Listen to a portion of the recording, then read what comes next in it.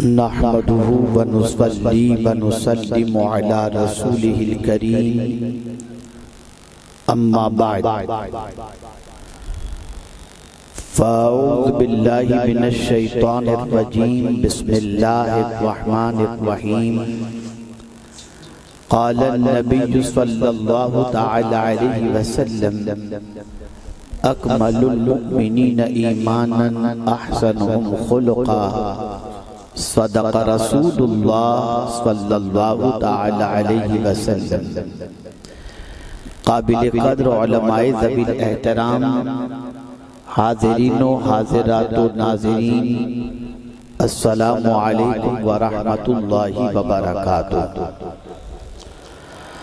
الصلاة والسلام علیک یا رسول اللہ،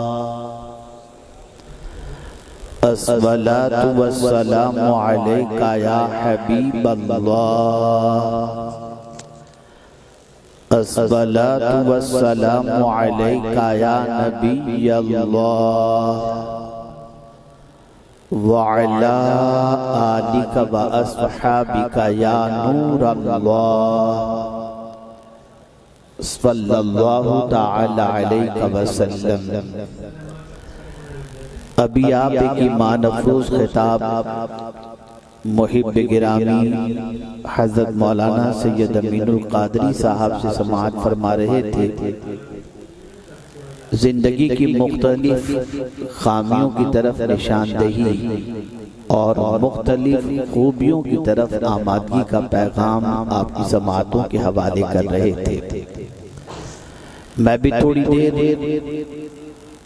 آپ کے کانوں تک کچھ ایسی آواز پہنچانا چاہوں گا کہ جسے سننے کے بعد اگر آپ نے اپنی زندگی میں اسے نافذ کر دیا تو مجھے امید ہے کہ انشاءاللہ العظیم جس جگہ سے آپ گزریں گے عزت آپ کے قدموں کا بوسہ لیتی ہوئی نظر آئے گی۔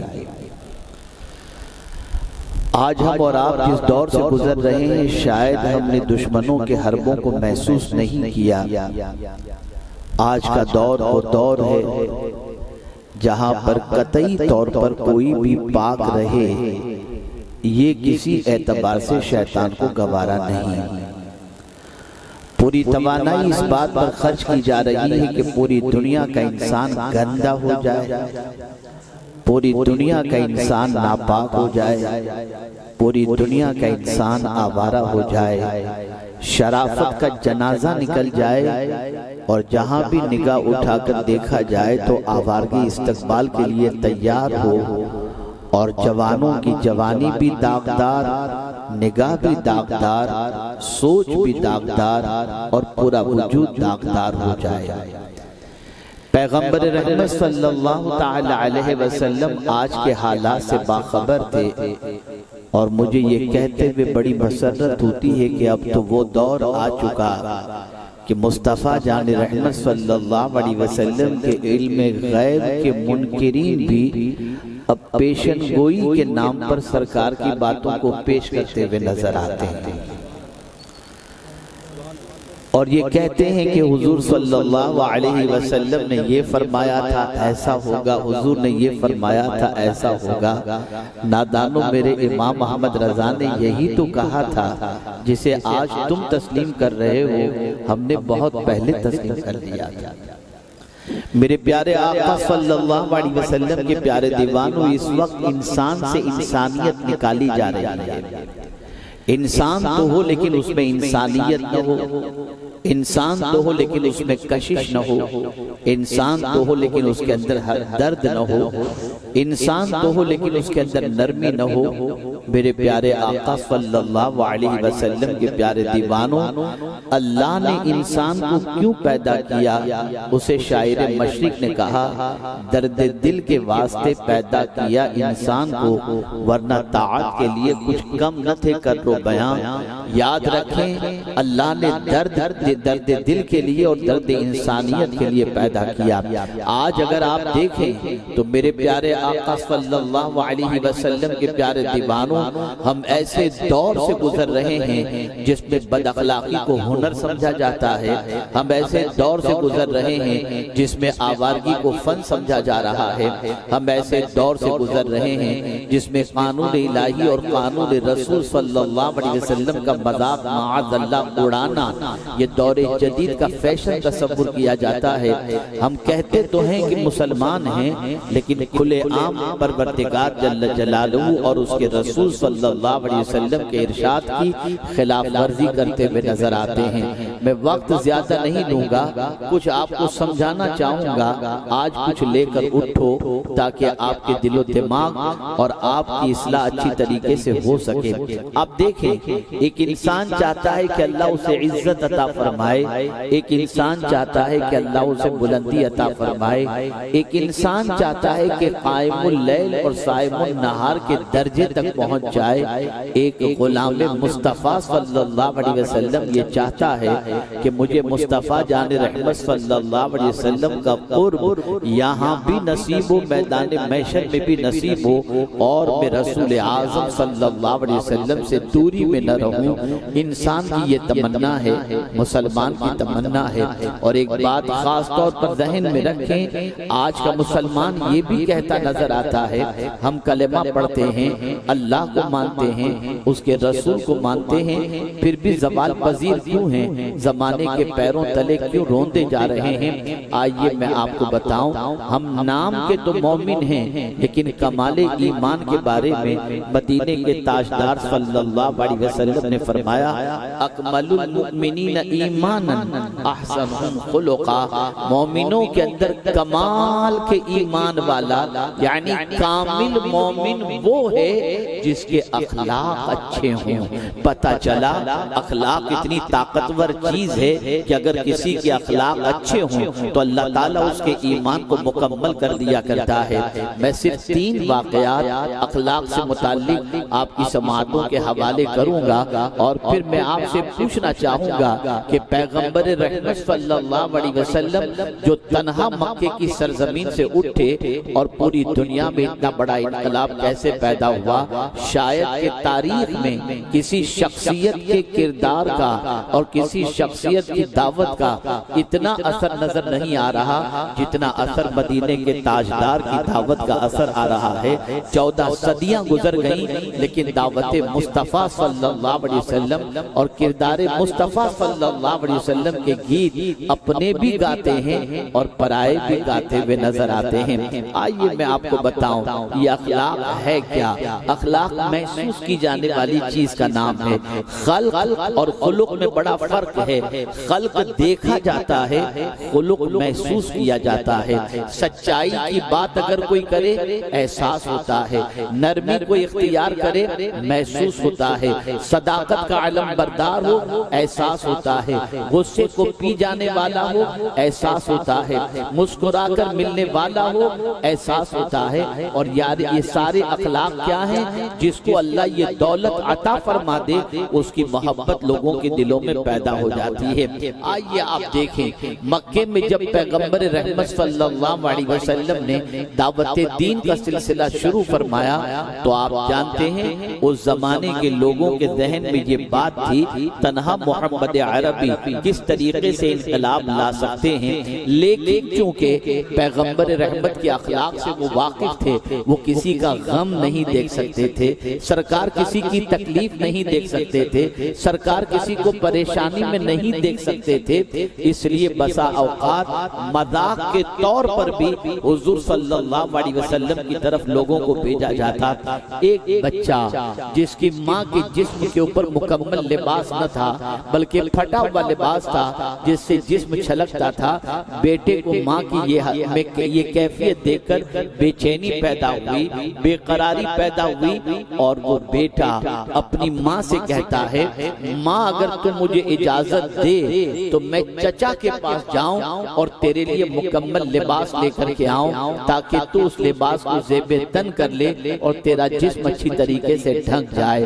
ماں نے اجازت دی، بچہ گیا اپنے چچا کے پاس اور چچا سے جا کر کہتا ہے چچا جان میری ماں کے جسم پر پھٹا ہوا لباس ہے، میں چاہتا ہوں اسے مکمل لباس میسر آ جائے، آپ کے پاس کوئی لباس ہو تو عطا فرما دیں یا لے کر مجھے عطا فرما دیں تاکہ میں اپنی ماں کو لباس دے دوں، میری ماں لباس زیب تن کر لے۔ وہ شخص آغوش اسلام میں قدم تو نہیں رکھا تھا لیکن محمد عربی صلی اللہ علیہ وسلم کے سلسلے میں بغض بھی رکھتا تھا، اور ساتھ ہی ساتھ یہ بھی جانتا تھا کہ درد اگر کوئی مصطفیٰ جان رحمت کے سامنے پیش کرے تو اس درد کی دوا بن جایا کرتے ہیں۔ اس شخص نے اپنے بھتیجے سے کہا دیکھو بیٹا وہاں جو محمد بیٹھے ہوئے ہیں نا، جاؤ ان کے پاس، ان سے جا کر تمہاری ماں کے لیے لباس مانگو۔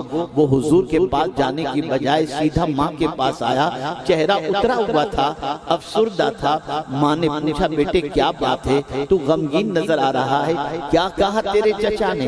بچے نے جواب دیا چچا نے یہ کہا محمد کے پاس جاؤ۔ نہیں بیٹا ان کے پاس مت جانا، جو ان کی سنتا ہے ان کا ہو جاتا ہے، ان کی زبان میں تاثیر ہے، ان کے کردار کے اندر کشش ہے، وہ فوراً کہیں گے کہ تم ایک اللہ کی عبادت کے لیے تیار ہو جاؤ۔ نہیں نہیں بیٹا میں ایسے لباس میں زندگی تو گزار لوں گی لیکن آبائی دین کو ترک نہیں کروں گی۔ بیٹے نے کہا ماں تو کیا سمجھتی ہے، تیری تربیت اتنی کمزور ہے کہ میں ایک بار محمد صلی اللہ علیہ وسلم کے پاس جا کر ان کی باتوں میں آ جاؤں گا؟ ماں تو غم نہ کر، ذرا جا کر دیکھوں تو صحیح کہ واقعی وہ درد مند ہیں یا نہیں ہیں۔ میں ان کی بات نہیں مانوں گا، ان کی دعوت قبول نہیں کروں گا۔ ماں نے اجازت دی، بچہ گیا حضور کے پاس، حضور کو دیکھا اور کہا دیکھیے سن لیجئے، پہلے میں آپ کو بتاتا ہوں، آپ کی دعوت دین والی بات نہیں مانوں گا، میں اپنا آبائی دین نہیں چھوڑوں گا۔ حضور مسکرائے اور مسکرا کر ارشاد فرمایا تو یہ تو بتا بیٹا تو آیا کیوں ہے؟ اس بچے نے کہا میں اس لیے حاضر آیا ہوں کہ میری ماں کے جسم پر مکمل لباس نہیں ہے، ان کے لیے لباس مانگنے کی غرض سے حاضر آیا ہوں۔ آقا کریم صلی اللہ علیہ وسلم نے اپنی اوڑی ہوئی چادر اسے پیش کر دی اور فرمایا لے جا اور جا کر تیری ماں کو یہ چادر اڑھا دے۔ اللہ اکبر، وہ چادر لیا، لے کر کے آتا ہے اور اپنی ماں کے سامنے وہ چادر پیش کرتے ہوئے کہتا ہے ماں گھبرانا نہیں، میں نے ان کا دین قبول نہیں کیا لیکن میں نے روکڑی سنا دی، سیدھا میں نے ان سے کہہ دیا کہ آپ کی دعوت میں قبول نہیں کروں گا۔ تو وہ مسکرا کر مجھ سے کہنے لگے کہ تو کیوں آیا ہے ذرا یہ تو بتا۔ میں نے آپ کے لیے لباس کی بات کی، حضور نے فوراً اپنی چادر اتار کر کے دے دی۔ ماں نے وہ چادر لی اور پہنتے ہوئے کہتی ہے جس کا کردار اتنا اچھا ہو اس کا دین غلط نہیں ہو سکتا، بیٹا گواہ ہو جا محمد بھی سچے اور ان کا دین بھی سچا۔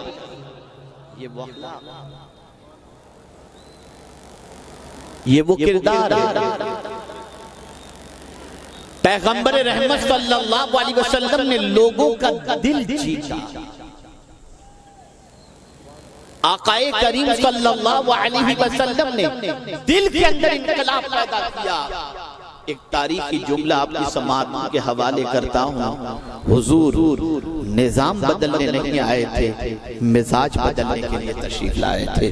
حضور نے لوگوں کا مزاج بدل دیا، حضور نے سوچنے کا انداز بدل دیا، حضور نے اپنے کردار سے آج اگر ہماری دعوت غیر مؤثر ہے اس کی سب سے بڑی وجہ یہ ہے ہمارا قول کچھ ہے، ہمارا کردار کچھ اور ہے، لیکن محمد عربی صلی اللہ علیہ وسلم کا معاملہ یہ تھا کہ ان کے قول سے زیادہ ان کا کردار ان کے سچے ہونے کی گواہی دیا کرتا تھا۔ اللہ اکبر، میرے پیارے آقا صلی اللہ علیہ وسلم کے پیارے دیوانوں، آج دنیا کے انسانوں میں ہماری نفرت پیدا ہو رہی ہے، آج دنیا کے انسانوں کے دلوں کے اندر ہمارے لیے عداوتیں پیدا ہو رہی ہیں۔ میں یقین کے ساتھ کہتا ہوں اپنے اخلاق اچھے کر لو، اپنے کردار اچھے کر لو، زمانے کی سوچ بدل جائے گی، زمانے کی فکر بدل جائے گی، بہت دور جانے کی ضرورت نہیں۔ ابھی 2-4 دن پہلے کی بات میں آپ کو بتاؤں، اسی ہندوستان کی بات ہے، اسی مہاراشٹر کے علاقے کی بات ہے۔ اللہ اکبر، ایک مسلم بچے کی شادی ایک ہال کے اندر ہو رہی تھی اور غیر مسلم کی شادی باہر کھلے میدان کے اندر ہونے والی تھی۔ اچانک بارش آ گئی اور بارش آنے کی وجہ سے غیر مسلم کے باہر کا پورا پروگرام خراب ہو گیا۔ اب وہ پریشان کہ دولہا دلہن اور باراتیوں کو لے کر کے کہاں جائیں۔ یہ پونا کا واقعہ ہے، ان کے سامنے یہ ہال تھا، وہ ہال پہ آئے اور آنے کے بعد مسلم فیملی سے انہوں نے کہا ہماری یہ رسم ہے اور ہم لے کر کے آئے ہیں، بارش کی وجہ سے یہ سچویشن ہوئی، اب ہم باراتیوں کو لے کر کہاں جائیں اور شادی کہاں کریں۔ فوراً مسلم فیملی نے کہا گھبراؤ نہیں، جیسے یہ ہمارا بچہ ہے تمہارا بچہ بھی ہمارا بچہ ہے، آج اسٹیج بھی شیئر ہوگا، آپ اپنے رسم کے مطابق شادی کرنا، ہم ہمارے رسم کے مطابق، اور آپ کے مہمان اور ہمارے مہمان مل کر کے کھانا کھائیں گے۔ دنیا نے دیکھا اس نوجوان اور اس مسلم فیملی کے کردار کی بنیاد پر آج پوری دنیا کے اندر مسلمانوں کے جذبے کو سلام کیا جاتا ہے۔ اخلاق پیش کرو، کردار پیش کرو، اپنی زندگی کو تبدیل کرو۔ میرے پیارے آقا صلی اللہ علیہ وسلم کے پیارے دیوانوں، ہمارا کردار بڑا گھناؤنا ہو چکا ہے، ہمارے اخلاق بڑے گھناؤنے ہو چکے ہیں۔ اسی وجہ سے آج سچویشن یہ ہے کہ عقیدتوں کا چراغ سینے میں روشن نہیں ہوتا، محبتوں کا چراغ سینے میں روشن نہیں ہوتا۔ آپ کو میں بتاؤں اللہ اکبر، دل کیسے جیتا جاتا ہے۔ ہم تو دل چیرنے والے ہیں، دل جیتنے والے نہیں ہیں۔ آئیے میں آپ کو بتاؤں، میرے ایک دوست برطانیہ سے دبئی سفر کر رہے تھے ہوائی جہاز کے اندر، وہ ہوائی جہاز میں بیٹھے، ان کے بازو میں ایک بڑیا عیسائی عورت وہ بیٹھی ہوئی تھی۔ اللہ اکبر، فلائٹ وایا دبئی اس کی تھی اور یہ شخص دبئی اترنے والا تھا، بازو میں وہ عورت بیٹھی تھی۔ دیکھا یہ تنہا ہے، بڑیا ہے، ضعیفہ ہے، اس کے ساتھ کوئی نہیں ہے۔ میرے دوست اس مسلم نے یہ کیا، راستے بھر اس کا خیال رکھا، جیسے ہی ایئر ہوسٹس آتی وہ ٹرے کھول دیتا اور اس سے پوچھتا مائی تو کیا کھائے گی، وہ پانی جو کچھ کہتی اس کو کھانے کا آرڈر دے دیا جاتا۔ تھوڑی تھوڑی دیر کے اندر اس عورت سے وہ پوچھتا مائی تو پانی پیے گی، مائی تو چائے پیے گی، یہاں تک کہ اس عیسائی عورت کے ساتھ برطانیہ سے لے کر دبئی تک کے سفر کے بعد جب دبئی فلائٹ لینڈ ہونے لگی تو وہ عیسائی خاتون کہتی ہے بیٹا تم کہاں تک جاؤ گے؟ تو اس مسلمان بچے نے کہا میں تو یہیں دبئی اتر جاؤں گا۔ کہا کاش اگر تو آسٹریلیا تک میرے ساتھ چلتا جہاں مجھے جانا ہے تو میرا سفر کتنی اچھی طریقے سے کٹ جاتا۔ پتا چلا ہم اخلاق کی بنیاد پر انسانوں کے شکوک و شبہات کو دور کر سکتے ہیں، اخلاق کی بنیاد پر لوگوں کے دلوں میں جگہ بنا سکتے ہیں، اخلاق کی بنیاد پر اپنے درجات کو بلند کر سکتے ہیں۔ اسی لیے حضور صلی اللہ علیہ وسلم نے اپنی بعثت کے مقصد کو بیان بھی فرمایا تو ساتھ میں یہ بھی فرمایا، جہاں بعثت معلمہ فرمایا وہیں یہ بھی فرمایا بعثت لأتمم مکارم الاخلاق۔ اللہ اکبر، اخلاق کی تکمیل کے لیے آقا کریم صلی اللہ علیہ وسلم تشریف لائے۔ میری بہنیں موجود ہیں، یقیناً میں جب آ رہا تھا تو دیکھ کر کے بڑی مسرت ہوئی کہ تقریباً خواتین کا مجمع کالے برقعوں سے جو ہے وہ بھرا ہوا تھا۔ اطمینان ہوا کہ الحمدللہ خواتین برقع پوش بھی ہیں اور حجاب بھی کر رہی ہیں۔ لیکن آئیے میں آپ کو بتاؤں اخلاق کی طاقت دیکھو، اخلاق کا مقام دیکھو۔ پیغمبر رحمت صلی اللہ علیہ وسلم کی بارگاہ کے اندر دو خواتین کا تذکرہ ہوتا ہے۔ اللہ کے رسول صلی اللہ علیہ وسلم کی بارگاہ میں عرض کیا گیا یا رسول اللہ صلی اللہ تعالی علیہ وسلم، ایک عورت ایسی ہے جو عبادت بہت کرتی ہے، بے پناہ عبادت، بے پناہ عبادت، تہجد گزار بھی ہے، تلاوت بھی کرتی ہے، روزے بھی رکھتی ہے، لیکن سرکار اس کی زبان اتنی کڑوی ہے کہ جس کسی سے بات کرتی ہے اس کا دل چیر دیتی ہے۔ اور ایک خاتون ایسی ہے جو بہت زیادہ عبادت تو نہیں کرتی لیکن اس کی زبان اتنی شیریں ہے، اتنی میٹھی ہے کہ جو اس کی بات سنتا ہے اس کے دل میں اس کی محبت پیدا ہو جاتی ہے۔ سرکار ہمیں بتائیں ان دونوں عورتوں میں افضل عورت کون سی؟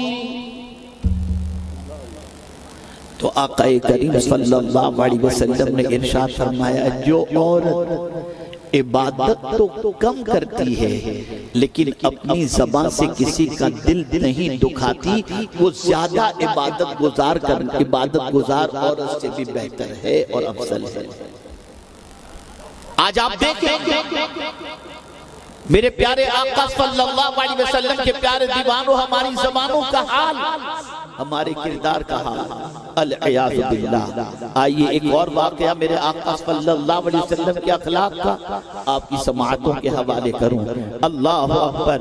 پیغمبر رحمت صلی اللہ تعالی علیہ وسلم ایک گلی سے گزر رہے ہیں، رسول اعظم صلی اللہ علیہ وسلم نے دیکھا کچھ سامان لے کر ایک بڑھیا مکے کی گلی کے اندر بیٹھی ہوئی ہے۔ آقا کریم صلی اللہ علیہ وسلم کی نظر پڑی تو سرکار صلی اللہ علیہ وسلم نے اس بڑھیا خاتون سے فرمایا اے مائی کیا بات ہے، تو سامان لے کر یہاں بیٹھی ہے، کوئی خاص معاملہ ہے؟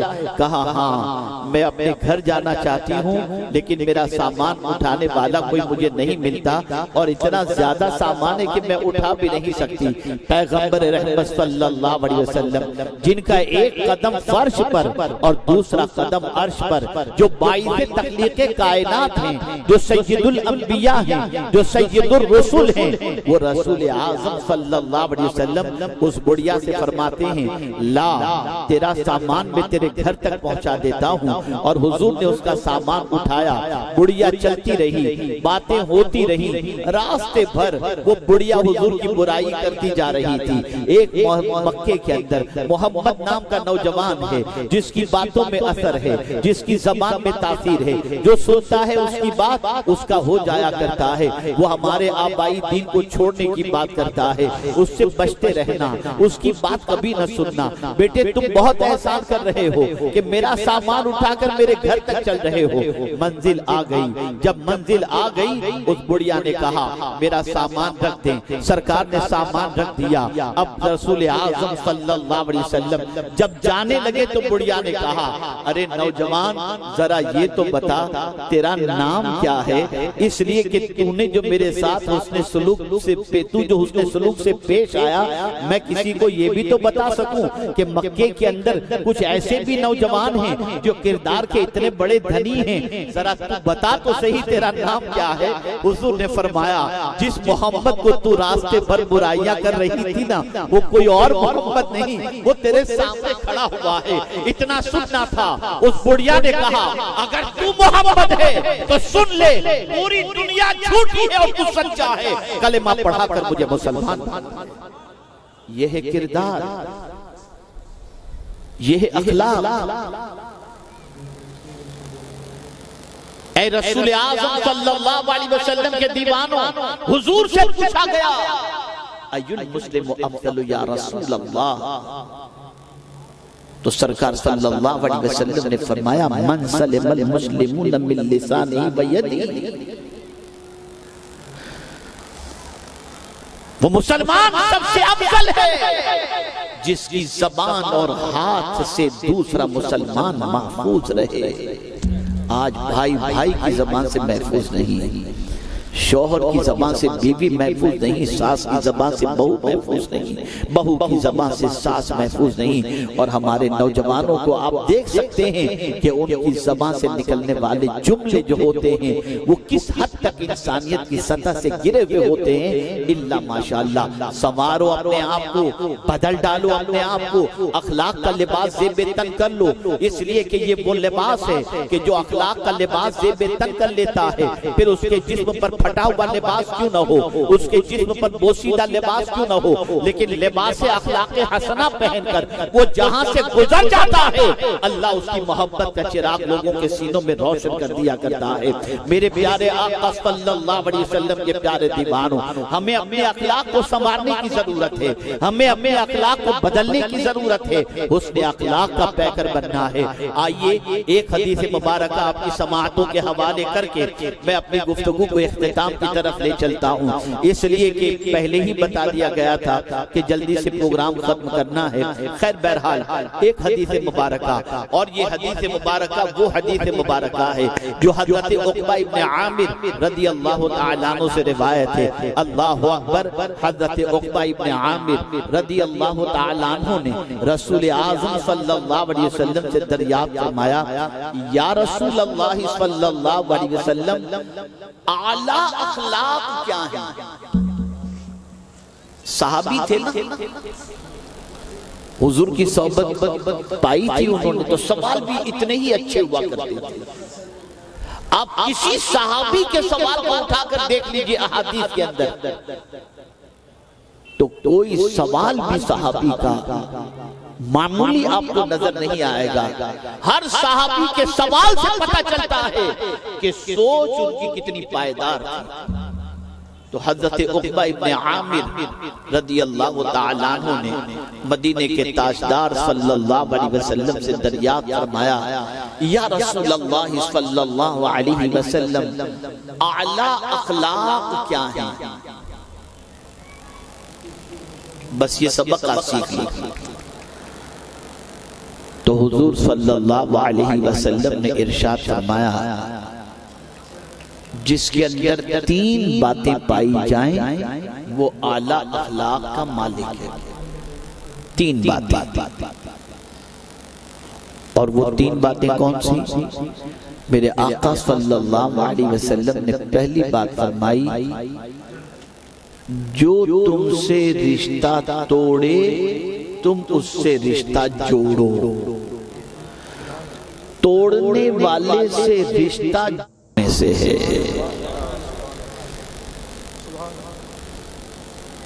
آج توڑوانے کی بات تو کی جاتی ہے، جوڑنے کی بات نہیں کی جاتی۔ اور حضور آئے ہی تھے جوڑنے کے، اور ایسا جوڑا حضور نے کہ اللہ اکبر، بندوں کو بندوں سے بھی جوڑا اور بندوں کو خدا سے بھی جوڑا۔ حضور جوڑنے کے لیے آج بڑی عجیب کیفیت ہے۔ سرکار صلی اللہ علیہ وسلم فرماتے، جو تم سے رشتہ توڑے تم اس سے رشتہ جوڑو، یہ پہلی صفت۔ اور پھر حضور فرماتے ہیں، یہ ادب میرے مولا نے مجھے سکھایا ہے۔ دوسری صفت، حضور صلی اللہ علیہ وسلم فرماتے ہیں، جو تمہیں محروم رکھے تم اسے دو، جو تمہیں محروم رکھے اسے دو۔ مثال کے طور پر ایک بھائی اپنے بھائی کو نہیں دیا، اب میں بھی کیوں دوں؟ نہیں، اس نے محروم رکھا، تم محروم نہ رکھو۔ اگر تم دے دیتے ہو محروم رکھنے والے کو بھی، تو سمجھ لو تم اعلیٰ اخلاق کے مالک ہو۔ اور یہ میں نہیں کہہ رہا، مدینے کے تاجدار فرما رہے ہیں، یہ اعلیٰ اخلاق ہے۔ جو تمہیں محروم رکھے تم اسے دو۔ اور تیسری صفت حضور صلی اللہ علیہ وسلم نے یہ بتائی، جو تم پر ظلم کرے اسے معاف کرو،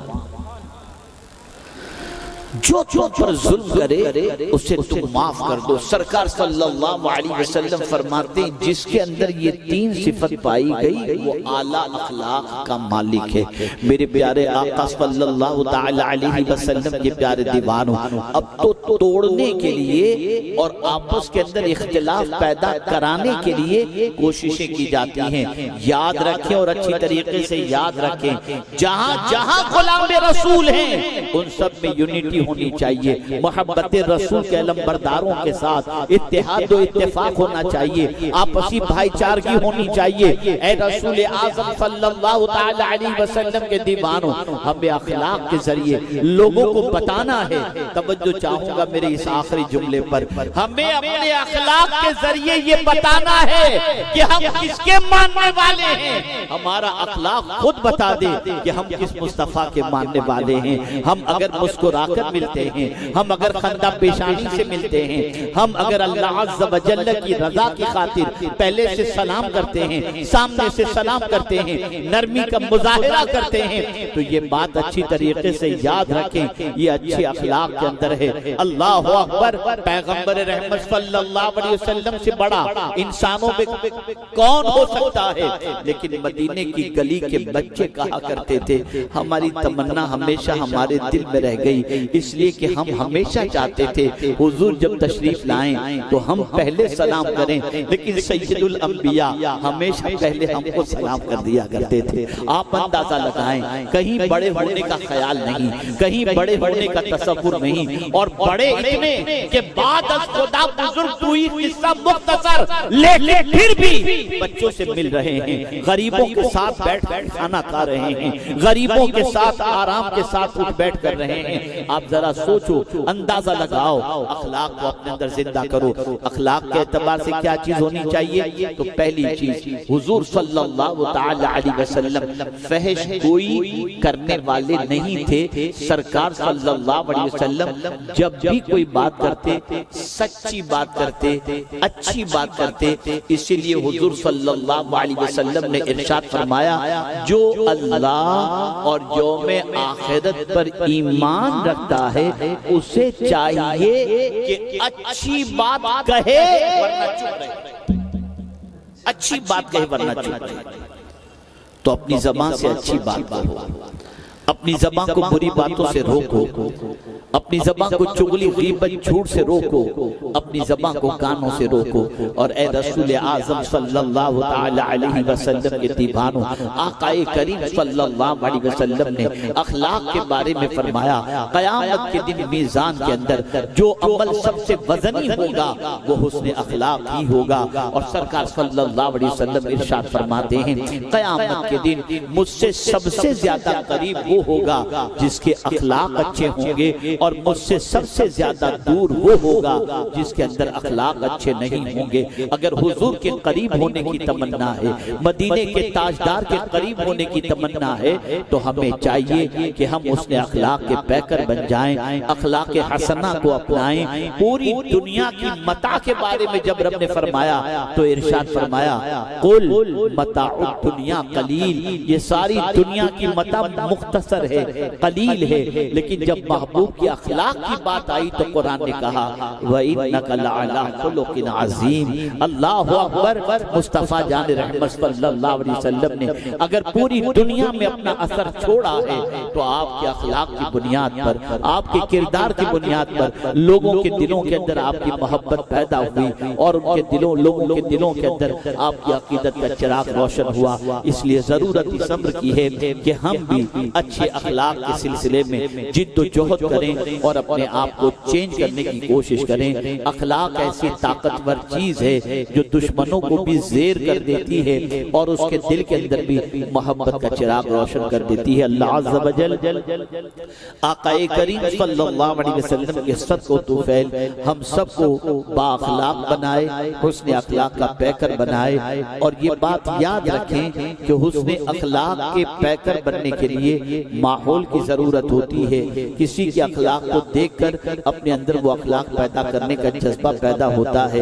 آپ سنی دعوت اسلامی کے مبلغ سے کنیکٹ ہوں، جب ان سے کنیکٹ ہوں گے تو مرکز سے کنیکٹ ہوں گے، مرکز سے کنیکٹ ہوں گے دین سے کنیکٹ ہوں گے، دین سے کنیکٹ ہوں گے تو مدینے کے تاجدار سے کنیکٹ ہوں گے، اور مدینے کے تاجدار سے کنیکٹ ہوئے تو مدینے کے تاجدار خدا سے کنیکٹ کر دیں گے، اور کنیکٹ جب آپ ہو جائیں گے تو کریکٹ بھی ہو جائیں گے، تو پھر آپ کی زندگی ایسی ہوگی کہ اللہ کے راستے پر، اس کے حبیب صلی اللہ علیہ وسلم کے فرامین پر عمل کرتے ہوئے زندگی گزرے گی، اور آپ کی ذات لوگوں کے لیے زحمت نہیں بلکہ لوگوں کے لیے رحمت بن جائے گی۔ اللہ تعالیٰ رحمت عالم صلی اللہ علیہ وسلم کے صدق و طفیل مجھے آپ کو سب کو اچھے اخلاق کا پیکر بنائے۔ وہ رسول اعظم جن کے اخلاق کو پروردگار نے عظیم فرمایا، اس کے باوجود بھی جب رسول اعظم آئینہ دیکھتے تب بھی کیا دعا کرتے؟